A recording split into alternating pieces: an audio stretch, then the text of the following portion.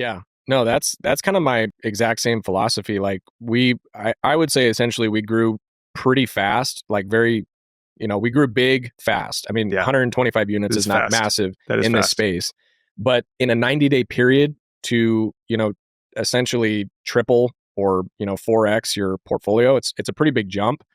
And I was feeling that in like all of February. I'm like, okay, stabilize, stabilize, Yeah, stabilize, yeah, collect, collect, collect. Like we are not buying any more parks. We need to get everybody switched over to Rent Manager. We need to get the utilities figured out. Like, and so now after, February and essentially March, they're essentially all stabilized. And I'm like, okay, what's the next deal look like? yeah, Where's the next deal coming from? And so yeah, I think there's ebbs and flows of it. yeah. I don't think there's really a right or wrong answer, but I also don't want to be overwhelmed. That's You what I know, don't want.